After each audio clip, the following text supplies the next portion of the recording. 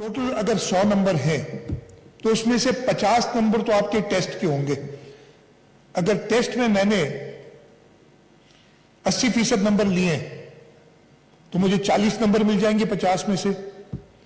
अगर किसी ने 90 नंबर लिए उसे 45 नंबर मिल जाएंगे।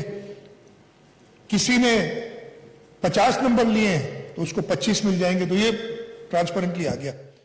20 नंबर हैं उसकी एजुकेशनल क्वालिफिकेशन। फॉर एग्जाम्पल अगर मैट्रिक है, उसका A1 ग्रेड है तो उसको 20 में से 20 मिलेंगे। A1 होता है या जो भी होता है। फिर मैंने कहा फिर अगर उसका A ग्रेड है तो उसको 5 नंबर उससे कम मिलेंगे, 15 मिलेंगे। B है तो 10 में जो भी आता है। इस तरीके से ये भी ऑटोमेटेड 70 में से जितने नंबर मेरे पास होंगे टू स्टार्ट ऑफ, मुझे पहले से पता होगा कि 70 में से मेरे पास लेट से 60 नंबर हैं या 50 नंबर हैं। 30 नंबर हैं इंटरव्यू के।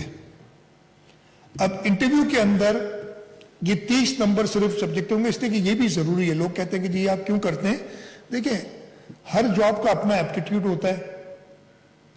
आपने जरूर उस बच्चे को जिसने आपने अगले 40 साल के लिए एम्प्लॉय करना है, before sending in the interview letter आप उससे एक बार मिलना तो चाहते हो। एक कंपैटिबिलिटी होती है, या शायद हो सकता है कि कुछ ऐसा भी हो कि टेस्टिंग के अंदर उसने कुछ इतना अच्छा काम ना किया और उस दिन आपको वो ज्यादा इंप्रेस करे, जो भी। तो 30 नंबर इंटरव्यू के हो जाते हैं। इस तरीके से जब वो फाइनल नंबर आएंगे खुद ही वो मेरिट लिस्ट बनाएगा।